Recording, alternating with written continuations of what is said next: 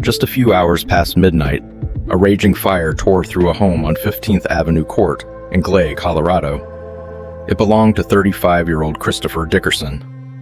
Neighbors rushed into the street in a panic, calling out his name through thick, choking smoke. By the time firefighters reached the scene, Chris was gone. No body, no blood, no sign he ever came home that night. His wallet, phone, and keys were still inside, but he wasn't. The last confirmed sighting of Chris was around 2 a.m. Earlier that same morning, alone, leaving a busy downtown bar. Surveillance footage shows him stopping to speak with the driver of a silver sedan parked on the street. Less than a minute later, the car quietly pulled out and followed him. That sedan has never been identified. No one knows who was behind the wheel. No plates. No clear witnesses. Was Chris being followed? Abducted? Or did he orchestrate the whole thing, vanish without a trace, and leave behind the perfect cover story? And that fire, was it an accident? Or the deliberate destruction of evidence tied to something far more sinister? Welcome to V's True Crime Chronicles. Today we're diving into the chilling and unsolved disappearance of Christopher Dickerson. By 6 a.m. that morning, it was already too late to turn back. No one knows exactly what happened in the final hours of Christopher Dickerson's life. But when his house went up in flames before the first light of dawn, one thing became painfully clear. That night had ended in tragedy. What started as an ordinary evening, just a few drinks, a friendly smile, a chance encounter, became the opening chapter in a story much darker than anyone could have imagined. Chris, as always, was open, easygoing, and quick to make conversation. But the people he crossed paths with that crisp autumn night brought baggage of their own. Legal trouble, tangled relationships, and secrets they weren't ready to share. Did Chris stumble into something bigger than himself? A debt? A conflict? Or did he simply put his trust in the wrong person at the worst possible time? It all led to the next morning, when the fire didn't just consume Chris's home, but may have destroyed the answers to a mystery that, to this day, remains unsolved. 7 a.m., Sunday, October 3rd, 2021. The shrill sound of fire alarms shattered the usual quiet of the 15th Avenue Court neighborhood in Greeley, Colorado. A panicked resident dialed 911, her voice breaking as she tried to speak through the chaos. "There's a house on fire. I think someone's inside." The dispatcher stayed calm, steady. "Ma'am, what's the exact address?" I can't see the number, but it's the house right next to mine." "Why do you think someone's inside?" "There's a dog barking like crazy in there, and the car's still in the driveway." It was a simple, chilling detail. That car belonged to Christopher Dickerson. And if the car was still there, did that mean Chris was too? Fire crews were dispatched immediately, but by the time they arrived, the flames had already consumed most of the house. Neighbors stood frozen, exchanging anxious glances. No one could say for sure whether Chris had made it home the night before. But all eyes turned to the driveway, to that car, a silent, haunting reminder that someone might still be trapped inside. "Chris, Chris, Chris." The desperate screams echoed through thick smoke as flames tore through the house on 15th Avenue Court. The 911 caller was nearly in tears, her voice fractured with panic. "I can't get inside. I just know Chris lives there. His car's still in the garage." In the backyard, Chris's white shepherd, Juna, was barking wildly behind a locked gate. He wasn't in immediate danger, but that only made the question more chilling. If Juna was outside, then where was Chris? His blue Hyundai Elantra sat unmoved in the garage. The lights in the house were still on. Every detail pointed to one conclusion. Chris had come home the night before and might have never left. By then, police had arrived on scene. One officer shouted through his smoke mask, "Is anyone in there? Christopher, can you hear me?" There was no answer, only the roar of the flames, and Juna's barking, sharp and frantic, as if he were calling out for his owner. Was Chris unconscious inside, trapped by the fire? Or had something far worse happened before the fire even started? And if he wasn't in the house at all, why was there no sign he ever left? When the last of the flames were finally extinguished, the worst fear became reality. Amid the smoldering ash, officers discovered a body, curled up near the center of the burned-out home. It was Christopher Dickerson.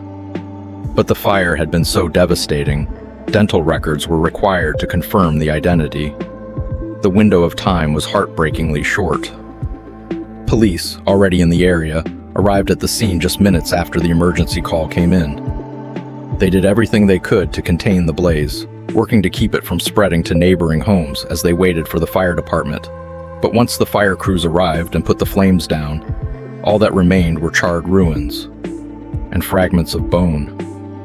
The questions came quickly. If Chris had really died in the fire, why hadn't anyone heard him scream? Why was his dog, Juna, outside, while its owner was trapped inside? And perhaps most important of all, was this truly an accident, or a carefully staged cover-up for something far more sinister? The investigation was just beginning. Christopher Dickerson didn't die in the fire. He had been murdered before the flames ever started. That chilling conclusion came from the coroner's report, and it completely changed the course of the investigation. Chris's body was discovered with 5 deep puncture wounds to the neck, all concentrated within an area less than an inch wide. The weapon? Not a knife. Forensics suggested it was likely a broken metal handle from a mechanical tool, possibly a snapped file. The blunt end was still lodged in his neck, leaving no doubt about the cause of death. Chris had been killed, up close and coldly. The fire? An intentional act. Arson meant to cover up a murder. He had only moved into the house on 15th Avenue Court a few months earlier. It was supposed to be a fresh start, a milestone after years of hard work. But what was meant to be a new beginning became the scene of a violent, tragic end. Now the question shifted. Who hated Chris enough to kill him this brutally, and then set his home on fire to erase it all? And more importantly, why? Behind the appearance of stability and success, Christopher Dickerson was quietly unraveling. A spiral that no one could have predicted would end in tragedy. The new house on 15th Avenue Court was a dream Chris had waited years to make real, a milestone he took deep pride in. After years of living with his parents, Alan and Elizabeth, he had saved every dollar he could to afford the down payment and finally start a new chapter on his own. And when he moved in, everyone thought Chris had finally gotten what he wanted. But beneath the surface, things were beginning to crack. In the months leading up to his murder, Chris endured a brutal chain of personal setbacks. A long-term relationship collapsed just after he proposed. And not long after, he lost his job as a warehouse manager and shift supervisor at Noosa, a local yogurt company.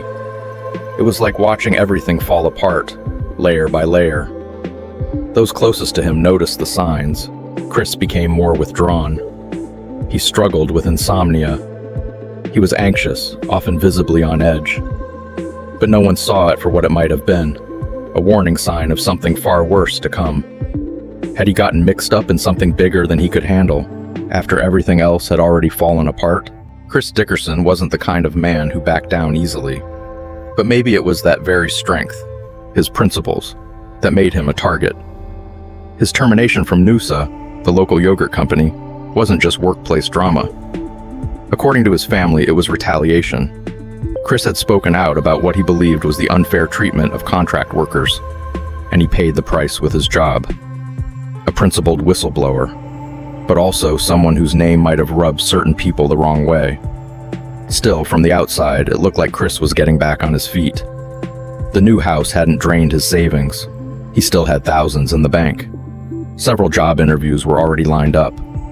He spent his time doing what he loved, hiking, camping, fishing, and more than anything, being with his family, who were less like relatives and more like lifelong friends. But if someone out there was angry about what Chris had exposed, was the fire that killed him a calculated act of revenge, carried out with cold precision? When the flames died down and the smoke finally cleared, all that remained was a charred skeleton among the crumbling walls, and very few answers. It took hours before the temperature dropped enough for investigators to enter. What was once a home was now nothing more than a scorched shell. Ash-gray debris and twisted steel framing what used to be rooms. In the area that had once been the living room, they found the body of Christopher Dickerson, lying on the floor, just in front of where a sofa once stood. The blackened coils of the couch were still nearby, confirming that he had been on or near the ground at the time of death, possibly due to an attack or a final desperate attempt to escape. Tattered remnants of clothing still clung to what was left of his body. Close by, a laptop, warped and melted by the heat, along with other personal items, too disfigured to be identified. Chris's loyal companion, Juna the White Shepherd, was found safe in the backyard. But his owner never had a chance. Was Chris murdered, then positioned there to stage the scene? Or did he know something? Something dangerous enough to get him killed? That pile of ash didn't just hold a body. It held the key to unlocking the final moments of Christopher Dickerson's life. While most of the house had been burned beyond recognition, Christopher Dickerson's bedroom offered something strange and suspicious. Inside the smoke-darkened room, on top of a scorched mattress, investigators discovered a neatly stacked pile of personal items: his wallet, a few small belongings, and most notably, an empty jewelry box. When they moved the items, the mattress underneath revealed clean outlines, sharp smoke-free silhouettes that clearly indicated the objects had been placed there before the fire spread, creating a stark contrast between what had been covered and what was not. To those who knew Chris, the scene felt off. He was known for being orderly, meticulous. He took pride in his new home. There was no way he would have left his valuables sitting out like that. Police began to suspect the obvious. Someone had been in the house. They had searched his room. And they may have tried to stage the scene after taking what they came for. The empty jewelry box only deepened the mystery. What had Chris kept inside it? And more importantly, who would have known where to look? The answer came later, from his father, Alan, and it would send the investigation spiraling in a direction no one expected. The gold ring, once a symbol of a broken engagement, was gone. It was the ring Christopher Dickerson had gotten back after his relationship ended. According to his father, Chris had kept it tucked away, safely stored in a jewelry box in his bedroom. But after the fire, while the box remained, it was empty. Who took the ring? And did they take it before or after Chris was killed? Now, investigators were beginning to believe this wasn't just a crime of passion. It may have also involved a calculated theft. They began reconstructing the final hours of Chris's life. Saturday night, October 2nd. Chris, 35 years old, single, texted a friend that he should probably stay in and rest for upcoming job interviews scheduled for Monday. But instead of laying low, he made another choice. He went out. Phone data and surveillance footage confirmed it. Chris drove to downtown Greeley, parked along the street, and walked toward a bar called Cubetas, the last place he was ever seen alive. A cell phone camera captured the last known moment. Christopher Dickerson appeared in a crowded space, yet looked completely alone. He stood quietly at the edge of the dance floor inside Cubetas, wearing a t-shirt that read "Straight out of Chowchat," watching the chaos unfold with a distant, reflective gaze. The video was taken by a stranger, unintentionally recording what would become the final proof of Chris's presence inside the bar. Shortly afterward, Chris had a brief interaction with a friend named Dolores, who was there with a small group. They hugged, exchanged a few words, and then parted ways. It was a warm, fleeting moment. Dolores' group left. Chris stayed behind, alone.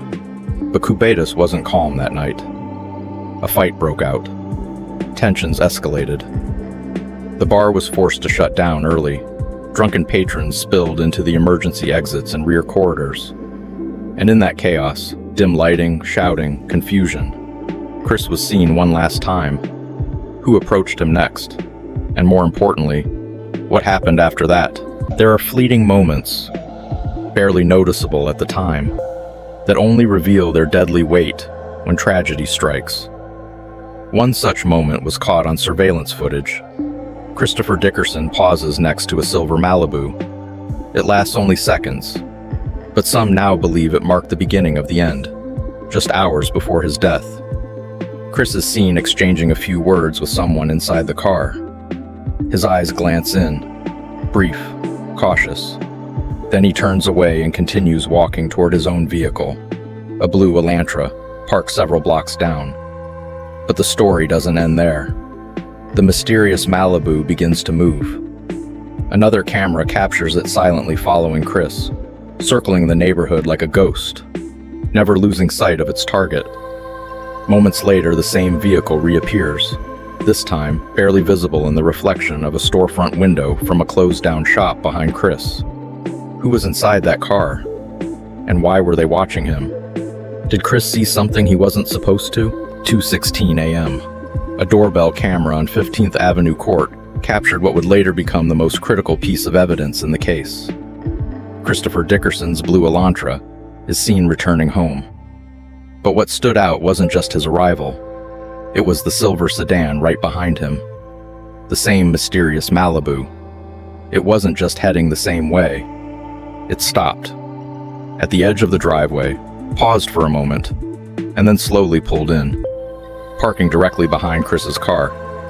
The investigation would later trace that Malibu back to a parking lot behind Cubetas. Surveillance footage there showed two large-built women stepping out of the vehicle and later returning in the early hours of the morning. No sound, no clear license plate, just blurred silhouettes disappearing into the dark. Who were they? And why did they leave together? Only to reappear just as Chris was arriving home, just hours before he was found dead. There was no longer any doubt. The two mysterious women from the Cubetas bar had followed Christopher Dickerson all the way to his front door. Surveillance footage captured them with striking clarity. One wore a baseball cap, her hair pulled into a high bun, and a black long-sleeve shirt with bold white lettering running down the arm. The other was dressed in a pink hoodie and cropped jeans. Not long after entering the house, the three were seen again. But instead of leaving in the silver Malibu, the same car that had tailed Chris from downtown, the two women moved it to the curb, then joined Chris as all three got into his blue Elantra. Where were they going this late at night? And why switch cars? Only to return not long after. The camera shows the trio returning later that night. And once again, all three enter the house together. While the rest of the neighborhood slept, a single figure quietly stepped out of Christopher Dickerson's home at 5:08 a.m., just minutes before the fire consumed everything. It was one of the two women who had spent the night with Chris. She walked to the silver Malibu parked at the curb and waited. Nearly 5 minutes later, the second woman exited the house and got behind the wheel. They drove off. But just minutes after that, the Malibu came back. Only one person re-entered the home. Security cameras from multiple angles caught glimpses through the windows, sudden unusual flashes of light, the first signs of fire. When the person came back out, there was no panic, no rush, no glance back. They simply walked, slowly, toward the idling car. As flames began to rise behind them, lighting up their silhouette, Dickerson's faint reflection could still be seen in the front window, like a haunting farewell to the crime that had just unfolded. But they didn't just drive away. What the human eye missed, the city of Greeley's automated license plate readers did not. The silver Malibu's plate was captured. The vehicle was registered to a man named Rodriguez. But the story doesn't end there. After leaving 15th Avenue Court, the Malibu didn't go far. It stopped at a nearby apartment complex. There, the suspects switched vehicles.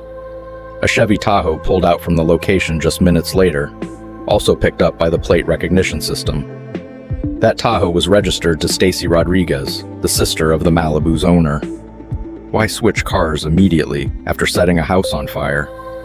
Standing at 5'4" and weighing approximately 250 pounds, Stacy quickly emerged as a central figure in the unfolding case.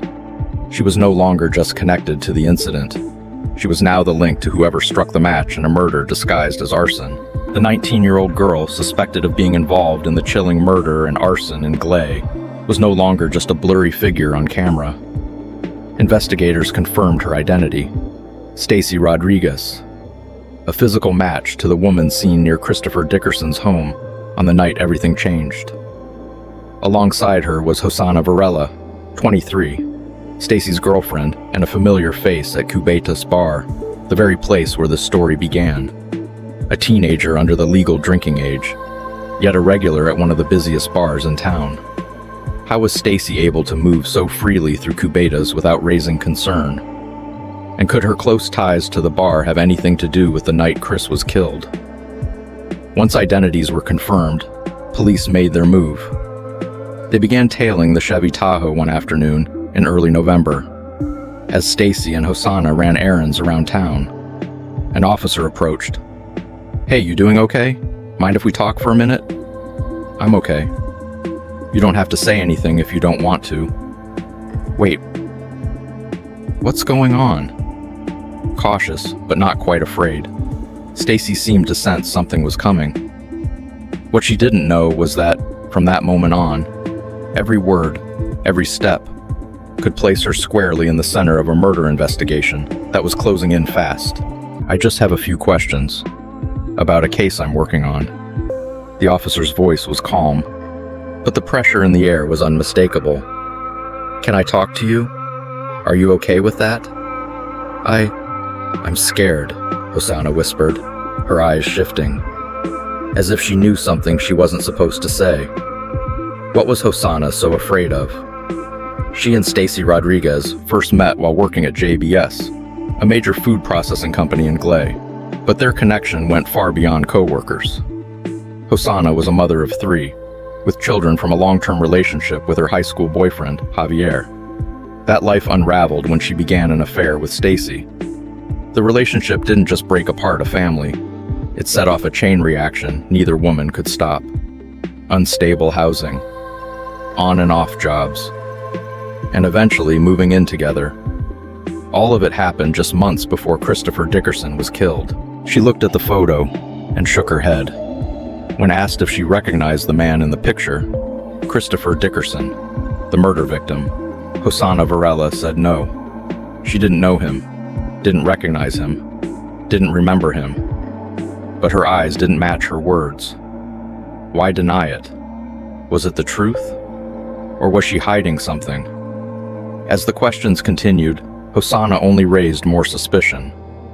At first, she avoided confirming whether she had been with her girlfriend Stacy on the night of October 2nd, the night Chris was killed.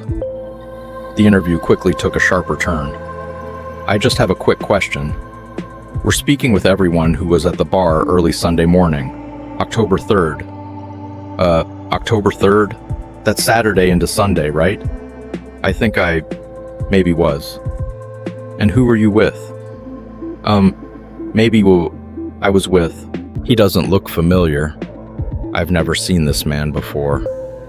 Hosanna Varela's voice wavered as her eyes stayed fixed on the photo of Christopher Dickerson, the man who was murdered inside his own home, just hours after surveillance cameras captured him alongside 2 women, one of whom, according to police, bore a striking resemblance to Hosanna.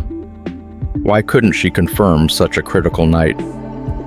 Was it really faded memory, or something she didn't want to admit? When pressed further, her answers grew even more evasive. "Were you at Cubetas the night of October 3rd? "I'm not sure. Maybe. I can't really say." "Were you there with Stacy?" "Probably. I guess I could have been." Vague, contradictory. And most importantly, not once did she acknowledge ever seeing Chris at the bar. "He's not familiar. I didn't see him there. He doesn't look like anyone I've ever met." "You didn't go to anyone's house that night?" "No, definitely not." "What about this man's house?" "No, I've never been there." While Hosanna Varela tried to hold her ground in the interrogation room across the building, officers were questioning Stacy Rodriguez, who sat quietly in the passenger seat of the Tahoe, her eyes darting, her voice uneasy. She insisted she didn't recognize 241 15th Avenue Court, the address where Christopher Dickerson was found dead. But strangely, that same location was where a surveillance camera had captured a silver Malibu, believed to be driven by Stacy, parked outside just hours before the house went up in flames. Have you ever driven a Chevy Malibu? No, I don't think so. The denials came gently, but to investigators, each one pulled Stacy deeper into the center of the case. She admitted to being at Cubetas a few times, last week, maybe the week before, but firmly denied knowing anyone connected to the house or the silver Malibu. Why are we being stopped? What's this about? Stacy asked, her voice low and uneasy as the officers motioned for her to pull over. But this time, the investigators weren't just armed with questions. They had evidence. Like Hosanna before her, Stacy firmly denied having anything to do with the crime scene. She admitted to being at Cubetas bar the same night Christopher Dickerson vanished, but claimed she never met him, never even stepped foot inside that house. The silver Malibu registered at the scene traced back to Stacy's brother, but the person who used the car most frequently? Her mother. And more importantly, surveillance footage showed two women, matching the appearance of Stacy and Hosanna, switching cars at Stacy's mother's house. The very same Malibu was later seen arriving at the bar, and then at Chris's home. If Stacy truly knew nothing, why was she repeatedly seen getting in and out of the same vehicle connected to the crime? And why did her location suspiciously overlap with where Christopher Dickerson was killed, just hours before his death? The pieces were coming together. And this time, silence wasn't a shield, it was evidence. Why are we being stopped? What's this about? Stacy asked, her voice low and uneasy as the officers motioned for her to pull over. But this time, the investigators weren't just armed with questions. They had evidence. Like Hosanna before her, Stacy firmly denied having anything to do with the crime scene. She admitted to being at Cubetas bar the same night Christopher Dickerson vanished, but claimed she never met him, never even stepped foot inside that house. The silver Malibu registered at the scene traced back to Stacy's brother, but the person who used the car most frequently? Her mother. And more importantly, surveillance footage showed two women, matching the appearance of Stacy and Hosanna, switching cars at Stacy's mother's house. The very same Malibu was later seen arriving at the bar, and then at Chris's home. If Stacy truly knew nothing, why was she repeatedly seen getting in and out of the same vehicle connected to the crime? And why did her location suspiciously overlap with where Christopher Dickerson was killed, just hours before his death? The pieces were coming together. And this time, silence wasn't a shield, it was evidence. I can see it on your face. You want to talk. The officer nodded, his voice calm, but ice cold. Have you been informed of the charges against you? No. You're being arrested for first-degree murder, arson, unlawful entry, and abuse of a corpse. Is there evidence of that? There is, and plenty of it. The question was no longer if they were guilty, but who did what, and why. The case file against Stacy Rodriguez and Hosanna Varela was damning, enough to hold a jury captive without blinking.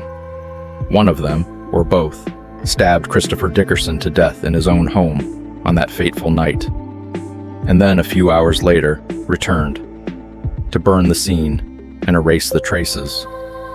Was one just an accomplice, dragged in too deep to escape, or were both in it, from beginning to end? As the evidence closed in, surveillance footage, license plates, phone logs, and physical traces, the truth no longer lived in their words, but in the silences between them. Both women were tied to the death of Christopher Dickerson. But who actually held the knife? And why? Despite the strong case against Stacy Rodriguez and Hosanna Varela, investigators still couldn't piece together the full picture. The motive remained a suspicious void. A ransacked bedroom, a missing engagement ring. All signs pointed to a robbery. But was that the plan all along, or a hasty afterthought to cover up a murder that was never meant to happen? No one could say for sure, and that's why the prosecution needed more. They needed a confession and a deal. As both women sat behind bars awaiting trial, it was Hosanna who spoke up first. In exchange for a 32-year sentence, she agreed to tell the truth, or at least the version of the story she was willing to share. If Hosanna's testimony was true, then this wasn't just a murder case. It was a story of manipulation, fear, and obsession. In exchange for a reduced sentence, she was asked to come clean, fully, honestly, and to be willing to testify against Stacy Rodriguez. What she revealed shocked even the prosecution, because if it was true, it wasn't just a crime, it was a haunting tragedy born from the inside of what looked like an ordinary relationship. She began by recounting how she met Stacy, right when things were falling apart between her and Javier, the father of her 3 children. Stacy came in like a fresh breeze, attentive, gentle, and for the first time in a long time, made her feel heard. But according to Hosanna, things changed. Stacy became controlling, then threatening, then violent. Hosanna said she lived in fear, too scared to leave, too scared to fight back. Whatever the truth may be, her testimony opened up a different layer of the case, a motive not rooted in greed or theft, but in possession, distortion, and a dangerously twisted kind of love. If what Hosanna claimed was true, then Stacy Rodriguez wasn't just a toxic lover. She could be a serial killer. In a chilling statement, Hosanna alleged that Stacy once bragged about having ties to a criminal gang in California, and even claimed to have killed before, multiple times. She said she killed 4 people, Hosanna whispered to the investigator. People tied to a gang she used to run with. I never met them, but Stacy was always scared, like they could come back at any moment. Was Stacy part of a larger criminal network? Or were these terrifying tales crafted to control her partner through fear? When asked if this was a local crew or something bigger, Hosanna was clear. California, that's where it all started. Her brothers were involved too. But there was no concrete evidence of those other murders. No bodies, no names, just words. Dark, disturbing, and impossible to verify. A brother behind bars, fractured family ties, and a past entangled with gang activity. Stacy Rodriguez was no stranger to trouble.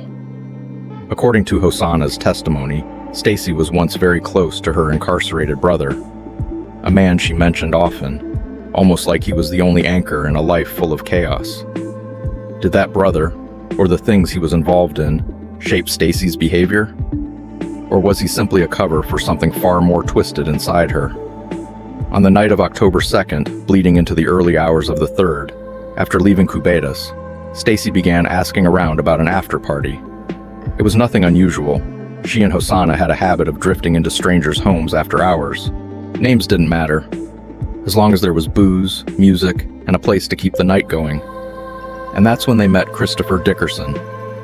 Chris, walking alone toward his car, had no idea that minutes later he'd say yes to letting 2 strangers tag along. A simple decision, with fatal consequences. A spontaneous invite in the middle of the night, and the final decision of Christopher Dickerson's life. When Stacy Rodriguez called out to him from the Malibu, Chris wasn't planning a party. He had a few Budweisers at home, and the quiet kindness of a man who didn't want to end the night alone. When the 3 of them arrived at Chris's house, the mood was still light. They cracked open some beers, joked, laughed, like any group of young strangers fresh off the dance floor. Later, they stepped out briefly to pick up Chris's friend, Dolores, who had texted him asking for a ride. But when they came back, everything started to shift. Vodka was poured. Stacy did the pouring, glass by glass. The air grew thick with alcohol, and the line between friendly and dangerous began to blur. Then, inside the interrogation room, Hosanna dropped a bombshell.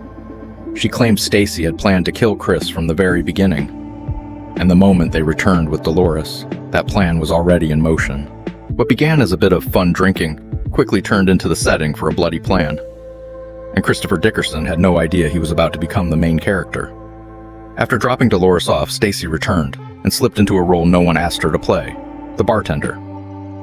But according to Hosanna's testimony, this wasn't random.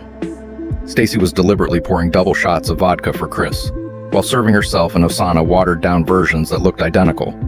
A calculated manipulation. Get the victim drunk. Stay sober enough to control what came next. Later, Stacy and Chris stepped outside for a cigarette. But something had changed.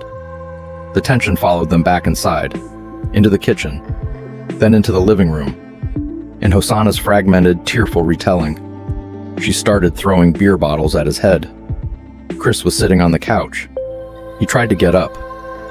I'm not sure what broke, but something did. The sound, the air itself. The argument had crossed a line, and if this was a premeditated attack, this moment was the point of no return. One beer bottle, then a second. Blood flew, and from that moment on, there was no turning back. According to Hosanna's chilling testimony, the attack on Christopher Dickerson was no longer a sudden outburst, but a deliberate act, unfolding step by step toward a deadly end. She picked up the beer bottle, tried to hit him, but missed. I begged her, please don't do this. Let's just leave. Let's go. But Stacy looked at me, and then she didn't stop. She raised the bottle again, maybe the same one, maybe another, and brought it down hard on Chris's head. Not once, but twice. The second time, there was blood, and the second time changed everything. Was it still rage? Or had Stacy come there intending to kill? Hosanna went on to say that after the blow, Stacy ordered her to grab something, a metal nail file, or what looked more like a homemade blade, a shiv. It had been sitting out on the table, as if it had been placed there, waiting. And if that's true, then this wasn't a murder of passion. It was a murder with a plan, a weapon, an intent, and now, a witness. She licked the blood off her hand and laughed, Hosanna said, her voice trembling. Then she said, "Ugh, that's gross." That moment sent chills down the investigators' spines. Not just because of the brutality, but because of the cold, casual way Stacy Rodriguez reacted after taking Christopher Dickerson's life. According to Hosanna's testimony, she was the one who placed the metal file, described as a makeshift blade, on the kitchen counter. Stacy picked it up without saying a word. Hosanna stepped back away from the living room. She didn't see it happen, but she heard everything. The sound of a body hitting the floor, a groan, then sudden silence. I knew she stabbed him, more than once. Moments later, Stacy walked into the kitchen. Her hands were soaked in blood, but her face wasn't panicked. It was lit up, energized. Hosanna recalled that Stacy smiled, her eyes wide and bright, like someone who had just done something satisfying. A body dragged from the couch, blood still wet, and a killer calculating every detail. According to Hosanna's testimony, Stacy didn't just kill Christopher Dickerson. She staged the scene, trying to make the murder look like a fight for survival, a last resort act of self-defense. But if it really was self-defense, why stage it at all? And why go so far to erase the evidence? Hosanna recalled Stacy pulling Chris's body off the couch and laying him on the floor, positioning him to appear as if the two had struggled, as if she'd been forced to strike. Meanwhile, Hosanna stood frozen in the bedroom doorway, watching as Stacy began to gather Chris's belongings. She took his wallet from his pocket and stuffed it into her backpack, along with a few of his personal items. But they didn't flee the scene. Not yet. Instead, they left to buy gasoline. And when they returned, the final part of the plan was set in motion. Hosanna stayed in the car. Stacy went inside, alone. Moments later, flames erupted, and then she came out, calmly. No running, no panic. Just another morning, like nothing had happened. Someone walks out of a burning house, dried blood on her hands, flames behind her. While parts of Hosanna's testimony may seem hard to believe, most of it was backed up by hard physical evidence at the scene. From the position of the body to gasoline traces, fingerprints, and security footage, everything matched her account. But Stacy Rodriguez didn't stay silent. Her legal team argued that the killing of Christopher Dickerson was justified self-defense. They claimed Chris was intoxicated, became aggressive without warning, and Stacy had no choice but to protect herself. Stacy also admitted she was the one who returned and set the house on fire. But according to the defense, it wasn't an attempt to destroy evidence. It was a desperate act, driven by panic. So what's the truth? Was this a terrified woman fighting back in a moment of fear? Or a cold-blooded killer, staging the scene and setting it all ablaze to cover her tracks? Panic. That was the key the defense wanted the jury to believe. But was panic enough to explain a brutal killing, a house set on fire, and a lie that lasted for weeks? The trial of Stacy Rodriguez officially began in February 2025, launching a tense legal battle between two completely different versions of the truth. Stacy's attorneys argued that every action, from stabbing Christopher Dickerson to setting the house ablaze, was rooted in fear. Fear of being attacked. Fear of going to prison. Fear of losing control. And they didn't hold back when it came to turning the spotlight on the prosecution's key witness, Hosanna Varela. They claimed Hosanna had chosen survival over honesty, crafting a sensational story in exchange for a reduced sentence, driven not by truth, but by desperation to avoid being separated from her 3 children. In the end, even the prosecution found themselves on defense, accused of rushing to accept Hosanna's shaky testimony because without her, they didn't have a case to try. A 19-year-old girl, alone, in a stranger's house, in the middle of the night, and nothing went the way she thought it would. That's how the defense painted Stacy Rodriguez for the jury. Not a murderer, but a panicked young woman backed into a corner. According to her attorneys, Stacy believed she was walking into a party, a place full of people, lights, music. But instead, she found herself in an unfamiliar space with a man who, they say, turned aggressive. He backed her into a corner, the lawyer said. She pushed back. He didn't stop. And that's when it happened. Think carefully, the attorney urged the jury. This is a case about decisions made in fear, under pressure, based on fragmented, distorted memories stitched into a story, not because it's true, but because someone needed it to be. Jealousy, control, a playful slap, a lingering look in the wrong direction, and blood was spilled.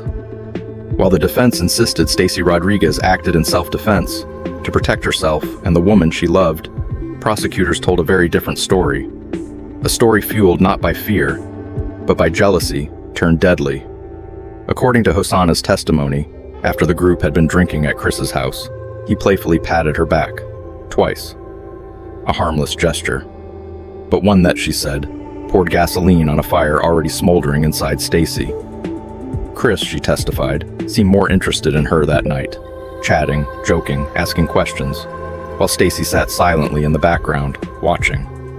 In closing, the prosecution made their case clear. Stacy didn't act out of fear. She acted out of hurt, out of feeling ignored, and out of a need to control. So powerful, it turned lethal. One small moment, a playful pat, an overly enthusiastic smile, and the entire mood inside the house suddenly shifted. According to Hosanna's testimony, it was the abrupt change in Stacy Rodriguez's demeanor that made her realize something had snapped inside the woman she once loved. Hosanna testified that she never saw any sign of aggression from Christopher Dickerson. In fact, she told the prosecutor, "He was never violent toward me, and never toward Stacy either." "Did he ever sexually harass you? Cross a line?" "No, it's just, there were 2 times he patted my butt when I stood up. He seemed really happy, like overly excited, overly eager." Was it harmless? Or to Stacy, was it undeniable proof that the woman she loved was slipping away? Prosecutors argued that it was this seemingly insignificant moment that served as the spark, transforming quiet jealousy into deadly intent, a seemingly harmless touch, but one that may have been the spark that ignited a murder.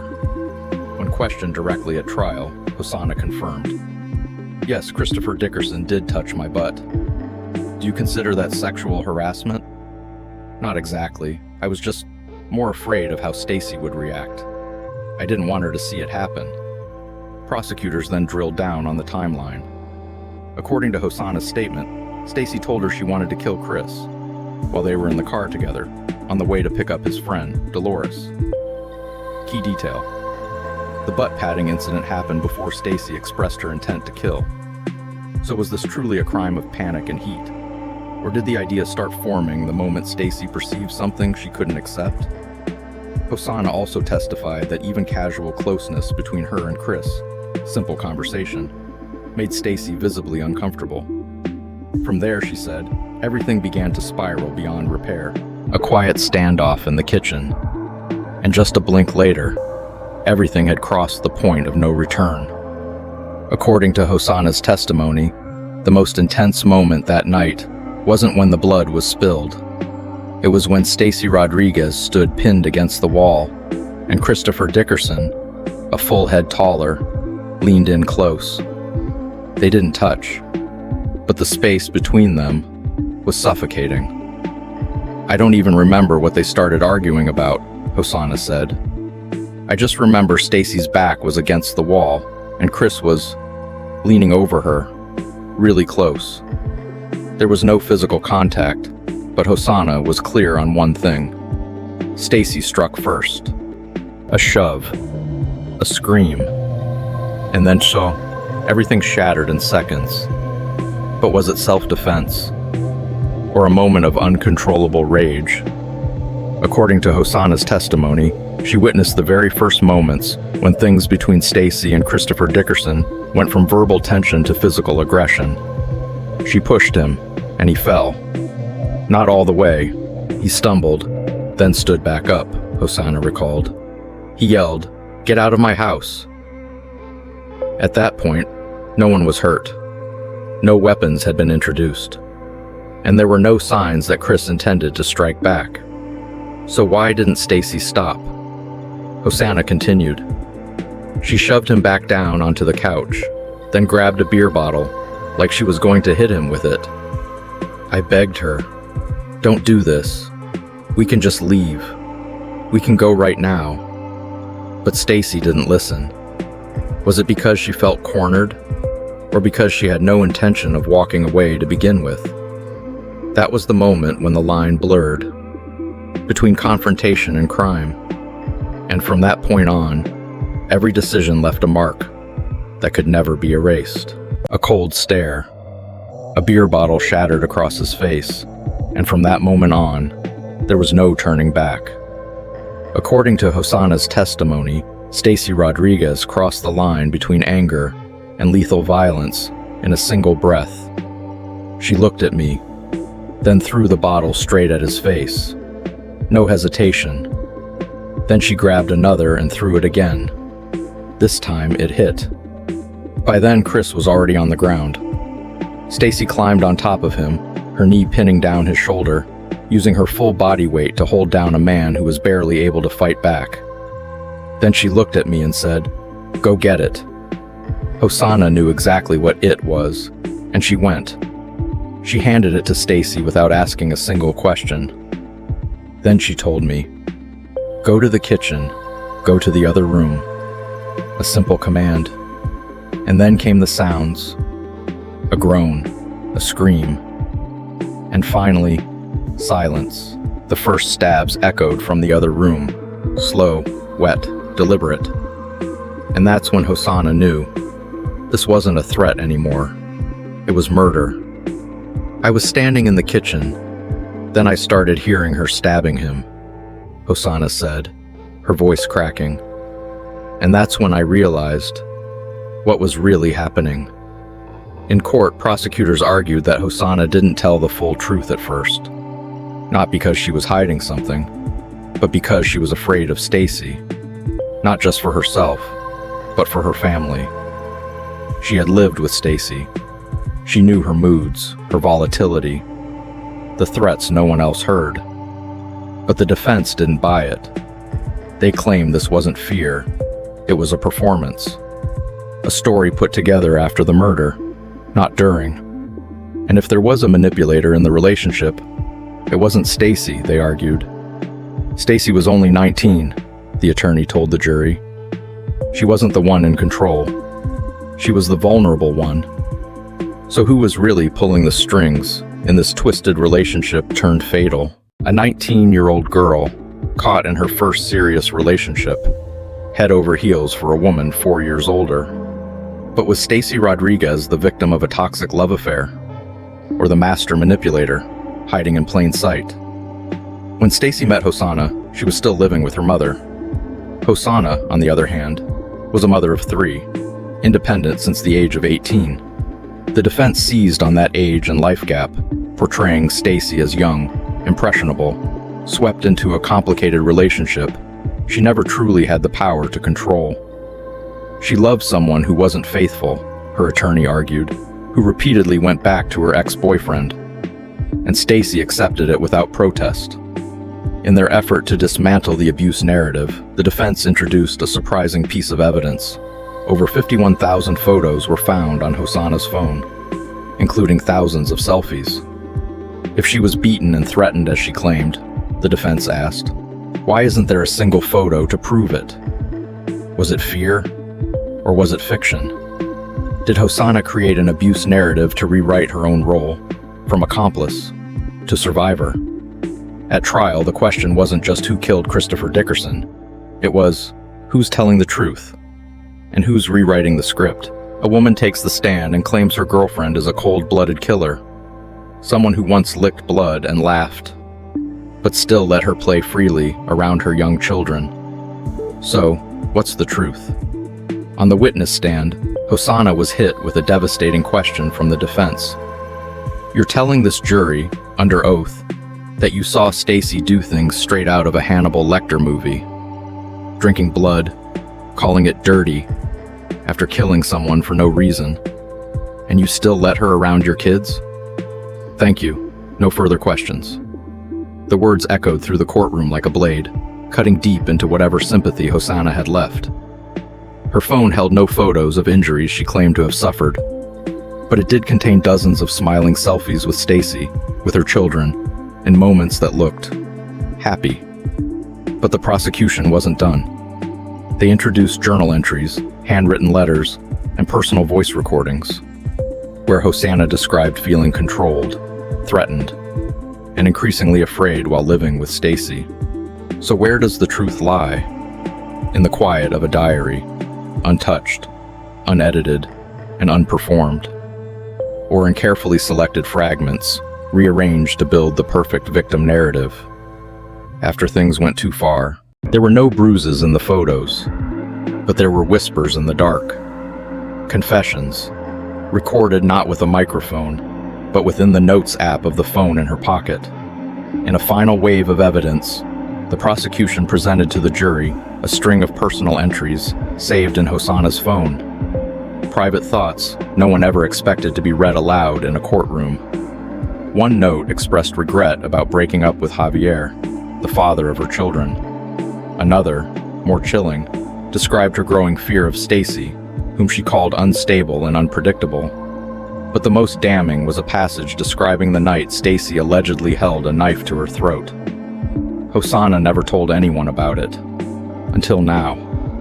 And then, to seal the moment, a message from Stacy herself was projected onto the courtroom screen. I'll kill any motherfucker for you. Words typed in private, now twisted like a blade into the heart of the defense's narrative. 6 feet under. That chilling threat was just the beginning of a series of handwritten letters secretly passed behind bars. After both women were arrested for murder, Stacy Rodriguez was accused of sending multiple notes to Hosanna Varela, filled with threats and manipulation. The letters, some scribbled on napkins, others hidden in laundry, were presented as clear evidence that Stacy was trying to control Hosanna's testimony. In one of the most disturbing notes, the writer threatened to take care of Javier and all 3 of Hosanna's children if she betrayed her. Stacy denied writing any of them, but investigators pointed to the handwriting, the phrasing, the voice that echoed from thousands of prior messages between the 2 women. One note read, Hope you're sticking to the story. I know you're not stupid. You saw nothing. You heard nothing. You did nothing. You're good. Don't give them anything. And then the bitter final line. I know this is our baby, baby. No blood, no fingerprints, just torn pieces of paper. That might decide everything. Don't be stupid. Just play dumb. It's Joker's fault. A scribbled message, like a whispered command from the shadows, and a key piece of evidence in the prosecution's case against Stacy Rodriguez. At trial, the prosecutor asked, "Are you sure this note was from Stacy?" Hosanna nodded. Yes, because she called herself Baby Joker.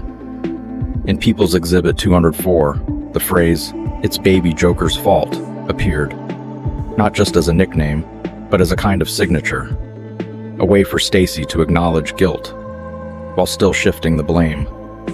The language may have sounded playful, but in the context of a brutal murder involving blood and fire, words like Joker, fault, and don't be stupid were no longer jokes.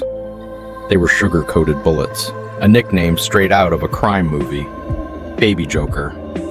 And the woman on the stand, Stacy Rodriguez, admitted it. That was the name the other inmates gave her. But was it just a nickname, or a glimpse into the identity Stacy had been hiding all along? Hosanna testified that Baby Joker wasn't just a joke, it was Stacy's gang name. Stacy, meanwhile, confirmed the nickname, but insisted it was nothing more than a jailhouse joke. Still, what gave the jury pause wasn't the name, but the way Stacy behaved in court. When the jury wasn't present, Stacy often smiled, joked with her attorneys, even laughed out loud. Not once, but nearly every day of a trial centered on first-degree murder. So when she finally took the stand and claimed she suffered from social anxiety, that the laughter and grinning were simply nervous reactions, a deeper question emerged. Was it anxiety or contempt? Was Stacy a woman unraveling under pressure, or a master manipulator more composed and more dangerous than anyone realized? A young woman accused of murder sat on the witness stand, smiling, giggling, and then said, "I was just nervous." But was it true anxiety, or a chilling disguise for something far colder? Under questioning, Stacy Rodriguez admitted, "Yes, I have social anxiety. When I get nervous, I smile. Not because anything is funny. It's just how I respond." She spoke softly, sometimes repeating herself, but tried to come across as composed. "I know who I am. I'm okay with myself, but I do feel guilty." Stacy also pushed back firmly against the prosecution's theory that jealousy was the driving force behind Christopher Dickerson's death. That night, I wasn't angry. I wasn't raging with jealousy. That's not the kind of person I am. But as the courtroom watched her calmly explain, the question lingered in the air. Was this remorse? Or just another well-rehearsed performance? She insisted she wasn't the jealous type. But when pressed about the detail that Chris had touched both her and Hosanna, Stacy Rodriguez's testimony raised more questions than it answered. "Did he touch your butt?" "Yes, twice. When I walked through the doorway, from the kitchen to the living room." Stacy described the contact as light, brief, nothing to get angry about. She claimed she wasn't bothered and didn't believe Chris was paying more attention to Hosanna than to her during the night of drinking at his house. "I'm not a jealous person," she said flatly, avoiding eye contact. "I didn't see anything unusual." But earlier, Hosanna had testified that Stacy's demeanor changed immediately after seeing Chris become more friendly, more engaged with her. And that, according to Hosanna, was when Stacy started planning. Inside her own head. Was it just a light pat? Or a warning, disguised as an innocent gesture? Stacy Rodriguez maintained that Chris's touch was nothing more than a light tap, possibly accidental as he passed by. "I figured it was just an accident, like when someone swings their arm while walking past," she explained. But that wasn't the moment that mattered most. According to Stacy, the real reason behind their final confrontation in the kitchen had nothing to do with jealousy or physical contact. It had to do with a homemade weapon, the shiv Chris had placed on the kitchen counter. He was bragging about how he'd used it in fights, Stacy testified. And I asked him, "So that makes you a man?" A simple question, but one that, according to Stacy, set him off. He started coming toward me. He looked furious, really angry. "How could you tell he was angry?" the attorney asked. His face, his voice, the way he looked at me. "What did you just call me?" His voice snapped as he stepped closer, eyes burning, breath hitting her face. The kitchen, once ordinary, had become a trap. And Stacy Rodriguez? The prey cornered against the wall. Or at least that's what she wanted the jury to believe. He got right up in my face and growled, "Did you just call me a dog?"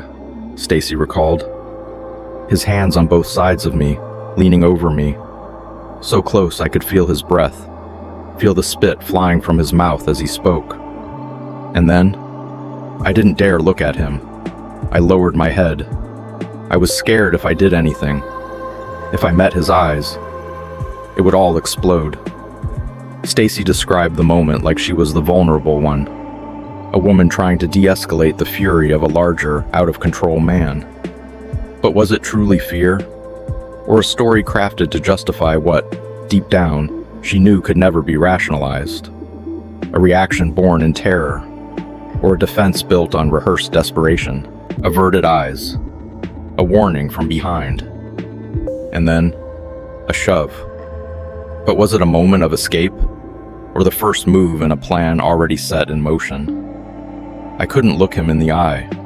I just looked to the side, trying to stay calm, Stacy recalled, her voice trembling slightly. Hosanna was right next to me.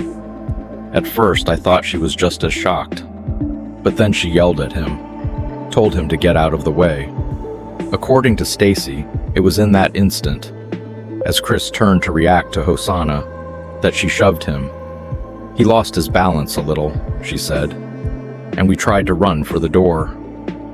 But just as they turned, Stacy claimed that Chris grabbed one of them, and that's when it all spiraled. Still, the prosecution wasn't convinced. Why didn't anyone call 911? Why not run to a neighbor's house? And why, within minutes, did every piece of evidence point to a calculated act of violence, not self-defense? A door that wouldn't open, a man holding tight, and a weapon appearing at the worst possible moment. But who was really in control when everything unraveled? According to Stacy Rodriguez, Chris suddenly grabbed Hosanna and pulled her toward him. Stacy says she tried to open the door so they could both escape, but for some reason the door wouldn't budge. In the chaos, she turned back to help her girlfriend, only to be shoved by Chris, falling hard onto the sofa.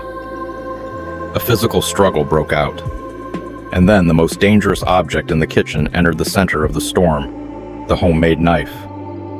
The shiv. Hosanna, by her own admission, was the one who grabbed the knife from the kitchen counter. But Stacy insists. She never asked her to, never ordered her to. In the scuffle, Chris allegedly yanked the blade from Hosanna's hands. And from there, it only got worse. In the heat of the fight, Stacy says she wrestled it back. And then, she was the one who stabbed. A broken blade, blood on the floor, and a memory that began to blur, as if the victim wasn't the only one who went down that night. Stacy Rodriguez told the jury she couldn't remember how many times she stabbed him. She only knew that when she sat up, Chris was lying motionless on the floor, the shiv lodged deep in his neck. I just did it. Like that.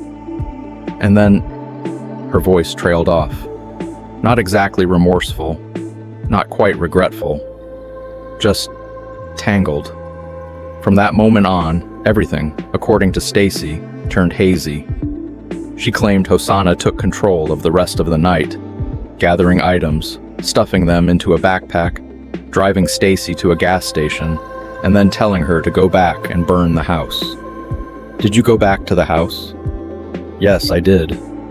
Why? Go inside. Burn everything. Kill the dog. That's what Stacy Rodriguez claimed Hosanna told her, just after Christopher Dickerson lay motionless on the floor, blood still pooling beneath his neck. I didn't know why she told me to go back in, Stacy said to the jury. But that's what she said, and I did it. But the prosecution wasn't buying it. So tell the jury, after you pulled Hosanna back and Chris turned toward you, what happened? He shoved me onto the couch. He shoved you? Yes. The prosecutor paused, and then shifted tone. Miss Rodriguez, how much did you weigh at the time? I'm not sure, maybe 250. And you expect this jury to believe that a man who weighed significantly less could easily push you down? Someone clearly larger and heavier than him? Yes, I believe he was very strong, drunk, off balance. And then, pushed by a man smaller than her. That's how Stacy Rodriguez explained being thrown onto the couch. But something about the story didn't quite add up.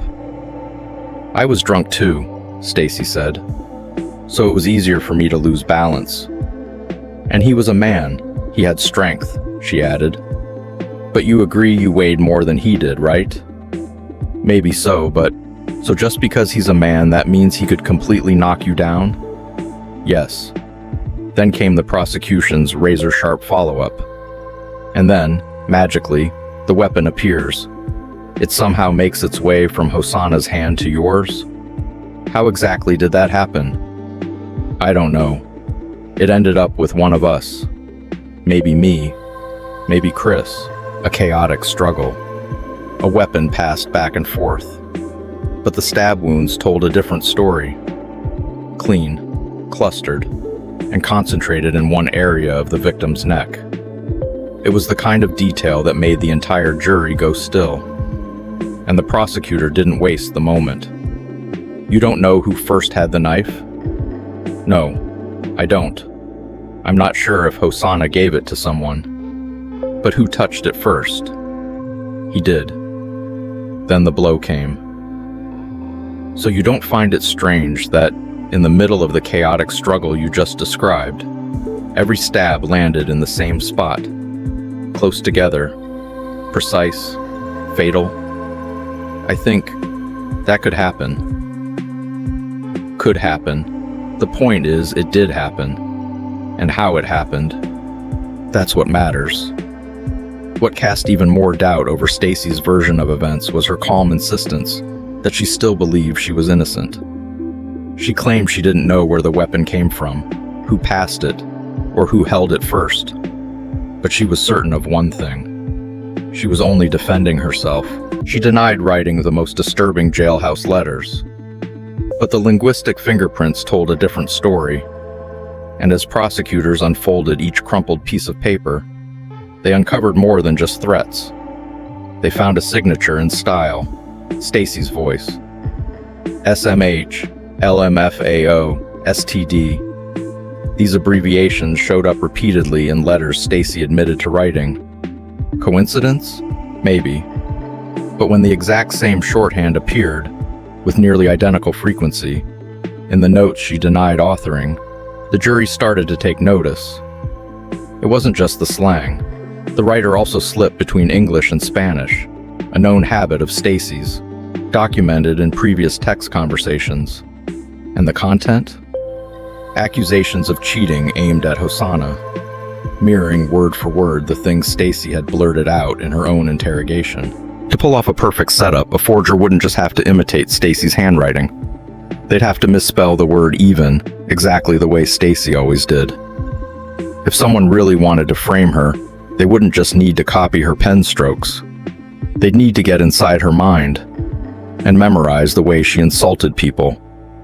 In front of the jury, the prosecutor read aloud, Hermosa, LMFAO, SMH, ASF, Loki, TF. Then came the rest. Stupid little hose, ugly little hose, nasty little hose, STD having asses, smacking hose. He paused. There were racial slurs. There were accusations of cheating. And even the phrase Lord Dami Vita, a name pulled directly from Stacy's personal messages. Then came the closing strike. Ladies and gentlemen, what are the odds that a completely different person would use the exact same expressions, the same abbreviations, the same insults, and even the same misspellings as the defendant? Yes, exactly. You're telling the jury that someone out there knew every detail, every texting habit, and pieced it all together into those letters. That's correct. The defense pushed back firmly. Even as Stacy faced tough questioning on the stand, her legal team delivered a vigorous counterattack. They played phone calls from jail between Hosanna and her children, emphasizing the pain of a mother separated from her kids, and then posed the question: would a desperate mother, crying over the phone, say anything she had to, just to avoid prison time? They also went after inconsistencies in Hosanna's testimony, arguing that some of her claims were not only unverified, but contradicted by the record. For instance, Hosanna once alleged that Stacy had stolen an item from Walmart, a small detail, but one with zero supporting evidence in any report or file, one gift card used. 8 others left behind in the ashes. And with that, a trail of questions began to unravel. About motive, about memory, about truth. If Stacy truly was the looter Hosanna claimed she was, why not take the rest? Hosanna testified that she saw Stacy pull Chris's wallet from his pants pocket.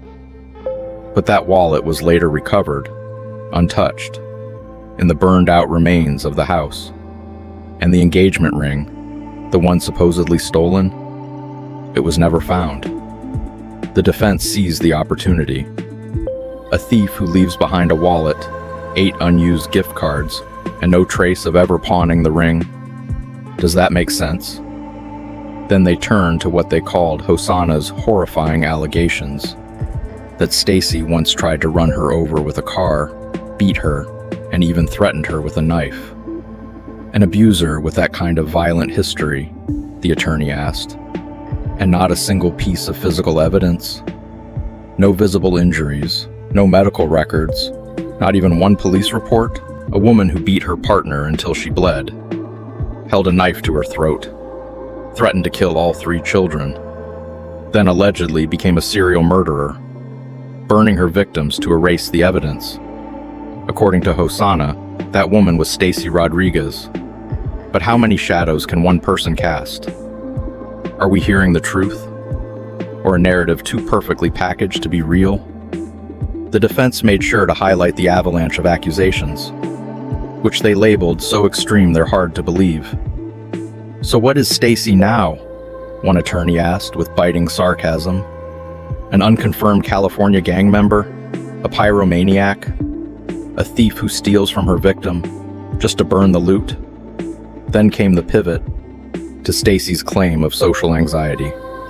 She says she suffers from social anxiety, but she can lie under oath without a flicker. If that part was made up, how many other parts were pure fiction too? But in the end, what made the jury pause wasn't the stories or the tears. It was the physical evidence. Because blood doesn't lie, and ashes don't imagine things. Use logic, the defense attorney urged the jury. If she were the cold-blooded killer they claim she is, why wouldn't she use the sharp end? Why choose the broken side, harder to control, more dangerous to herself? It was a direct defense of one idea. Stacy didn't mean to kill Chris. She acted in panic, in self-defense. But the prosecution didn't argue the blade, they argued the motive. It doesn't matter who Hosanna thought Stacy was, a serial killer, a gang member, or just a volatile partner. What matters is this: Hosanna believed her life was in danger. Because in this case, truth isn't always the deciding factor. Perception, especially the perception of someone fearing for their life, can be what sets everything in motion. Think carefully, the prosecutor said to the jury. If Hosanna was just trying to escape an attack, and her girlfriend stepped in to help, then why didn't Hosanna just say that from the beginning? She told the only story that made sense, a story born out of fear, from what she believed to be true. And then silence swept across the courtroom as the jury filed back in. One by one, tension in their eyes, the verdict in their hands. We find Stacy Rodriguez guilty, guilty defends on her, every count. saves her. Not a single charge spared. First-degree murder, arson, tampering with a If crime that was the scene. truth, why all would she guilty. not do it?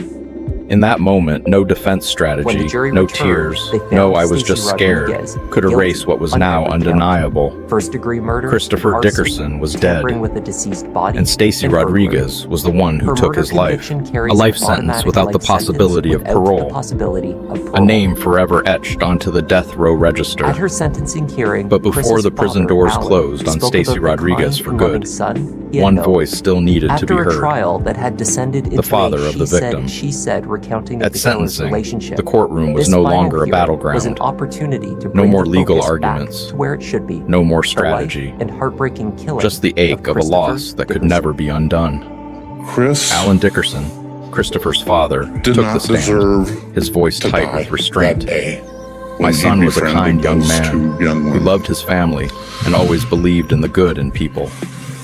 After a trial filled with contradiction and emotional warfare, centered Chris on the question of deserved which woman was so telling the much more truth. in his life. This He had moment cut through overcome the so noise. much more in his life. It was a reminder. This He case had began a serious relationship ended with a young woman, with a life taken. and so much more Christopher in his Dickerson life. didn't He had deserve to overcome die so that much night. more in his life. not for being kind, not He for had trusting the a wrong serious people. relationship. All that was Heartbreaking left of killing Christopher of Dickerson Christopher Dickerson. was a dog. Chris Juna, his loyal four-legged companion, did not deserve became the final living memory of a man who that once day loved, when he once befriended lost, those two and young once women. tried to rebuild.